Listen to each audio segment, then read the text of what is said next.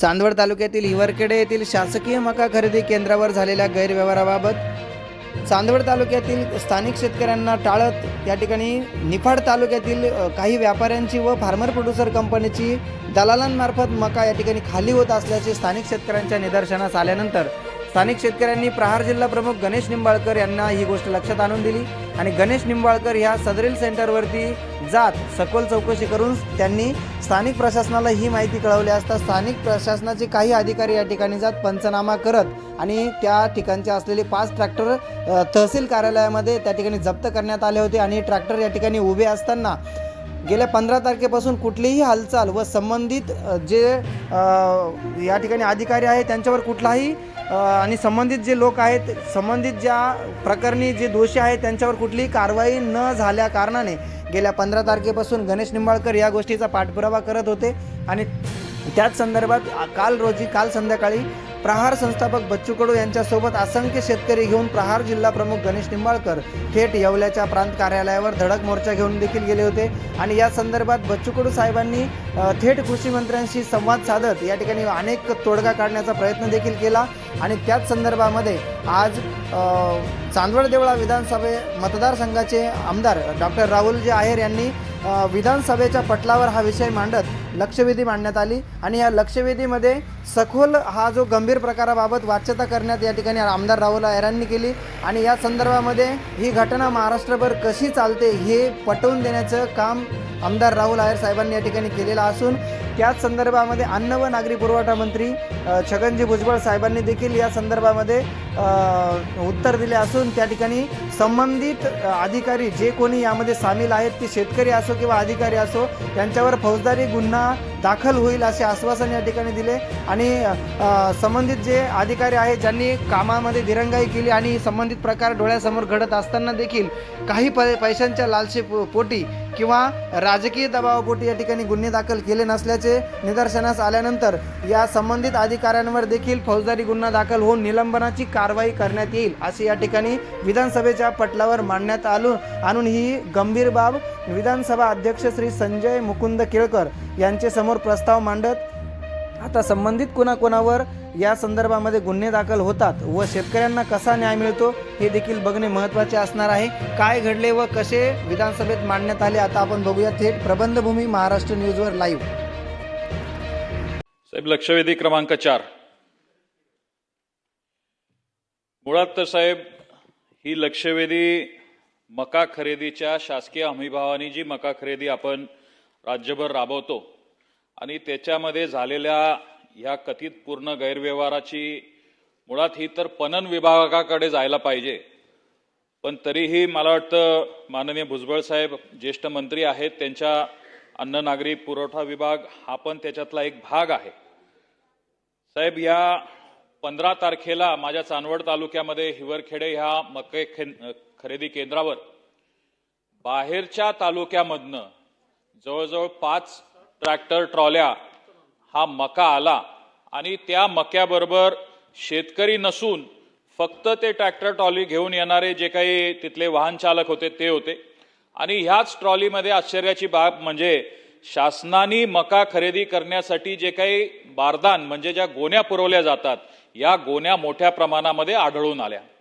स्थानिक शेतकऱ्यांनी आणि तिथल्या सामाजिक संघटनांनी जेव्हा तिथं विरोध केला आणि त्यांना जाब विचारला तेव्हा खरेदी केंद्रावरनं सांगण्यात आलं की त्या संबंधित शेतकऱ्यांनी हे स्वतःचा मका हा दुसऱ्या एका गोडाऊनमध्ये तिथं वाळण्यासाठी ठेवला होता।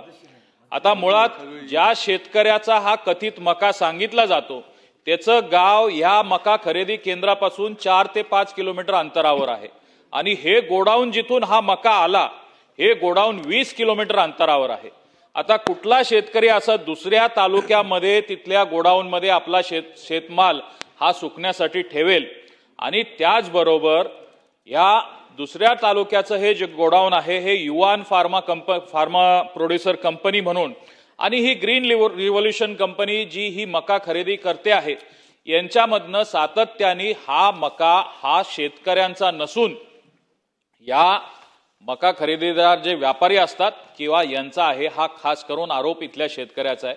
स्थानिक शेतकरी अनेक वेळा त्या मका खरेदी केंद्रावर गेलेल्या असताना त्यांना अरेरावी झाली त्यांना इथं तुमच्या तालुक्यातला मका खरेदी होणार नाही. माझी निफाड विनंती आहे, तालुक्याचा आहे. आपल्याला लवकर जर बाकीच्या पण घ्यायच्या मी असेल पॉइंटेड प्रश्न- 2-3च प्रश्न विचारणार आहे प्रश्न साहेब. विचारा. आणि हा काय माझ्या मतदारसंघापुरतीचा विषय नाहीये. नाही, तुम्ही हा प्रश्न पूर्ण विचारा. राज्यामध्ये हा विषय आहे.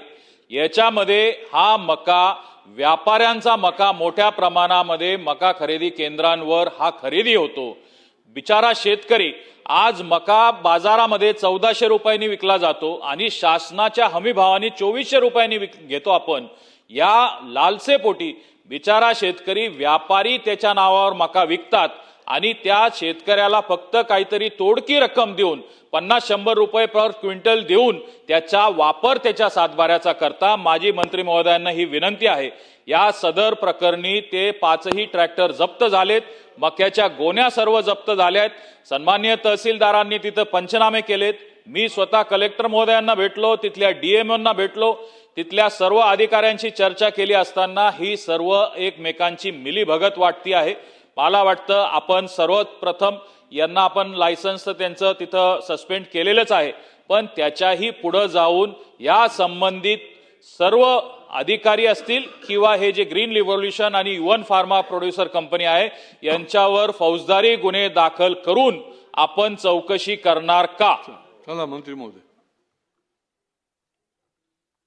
अध्यक्ष महोदय, खरं म्हणजे हे मका खरेदीच्या बाबतीमध्ये केंद्र सरकारने आपल्याला सुरुवातीला 6,60,000 क्विंटलचं जे आहे लक्ष दिलं होतं, पण मका खूप असल्यामुळे आपण परत केंद्र सरकारकडे गेलो आणि त्यांनी आपल्याला 5 लाख क्विंटल जे आहे वाढीव आणखीन परवानगी दिली, म्हणजे 11,60,000 क्विंटल. आतापर्यंत खरेदी 7,49,000 क्विंटल झालेली आहे. देय रक्कम जी आहे 179 कोटी रुपये, त्यातले 115 कोटी रुपये आपण वितरित सुद्धा केलेले आहे. आता या बाबतीमध्ये ज्या वेळेला मी तो विचार केला आणि सन्माननीय सदस्य सांगतायत, खरं म्हणजे बारदाण्यांचा तुटवडा नाही, कारण बारदानं तिथे होतीच, पण त्याच्या एका ट्रॅक्टरमध्ये थोडक्यात म्हणजे लपवल्यासारखीच होती. दुसरीकडचा माल येत होता. हे अशा अनेक गोष्टी ज्या आहेत आणि तिथे नंतर जे तहसीलदार वगैरे गेले आणि त्यांना सुद्धा त्याच्यामध्ये बरंचसं तथ्य जे आहे आढळून आलेलं आहे आणि त्यामुळे जे आहे एकूणच जे आहे त्याच्यामध्ये संदेह निर्माण होणार अशा प्रकारच्या या सगळ्या गोष्टी आहेत. याला अर्थात ही सगळी जबाबदारी जी आहे जिल्हा पणन अधिकारी नाशिक जे आहे त्यांची ही सगळी जबाबदारी आहे की त्यांना आपण उद्दिष्ट दिलं, त्यांना आपण बारदानं दिली, त्यांना सगळ्या गोष्टी दिल्यानंतर ह्या तक्रारी यायलाच नको आहे, पण तरीसुद्धा अशा तक्रारी येत आहेत. याचा अर्थ कुठेतरी पाणी मुरत आहे. म्हणून हे जे जिल्हा पणन अधिकारी आहेत नाशिक यांना त्वरित निलंबित करण्यात येईल आणि उच्च अधिकाऱ्यांतर्फे संपूर्ण प्रकरणाची चौकशी करून जे जे दोषी आहेत त्यांच्यावर फौजदारी करण्यात येईल. उत्तर दिलेलं आहे. एकच छोटा प्रश्न आहे. काय आहे साहेब याच्यामध्ये सर्वात महत्वाचं की 100 रुपये क्विंटलच्या लालसेपोटी बिचारा शेतकरी ह्या व्यापाऱ्यांचा बळी पडतो. आपण जर कुठे फौजदारी गुन्हे जर दाखल केले या संबंधित नाही अधिकारी नाही या संबंधित जे काही एजन्सीज ज्या खरेदी करतात यांच्यावर, तर उद्या चालून 4 शेतकऱ्यांना धीर येईल आणि ते पुढे येतील तक्रारी करायला. आज शेतकऱ्यांच्या मनामध्ये भावना आहे की आपण तक्रारी करून काहीच होत नाही आणि मग त्यांच्यावर वरतून काहीतरी प्रेशर येतं. त्यांच्या अकाउंट्समध्ये पैसा जो येतो या खरेदीचा हा त्यांना काढून परत त्या व्यापाऱ्याला द्यावा लागतो. तर याच्यामध्ये फौजदारी गुन्हे होतील का, एवढी माझी विनंती. या प्रकरणामध्ये गैरव्यवहारामध्ये गुंतलेली ज्या ज्या संस्था अथवा व्यक्ती असतील त्यांच्यावर फौजदारी गुन्हे दाखल करण्यात येतील.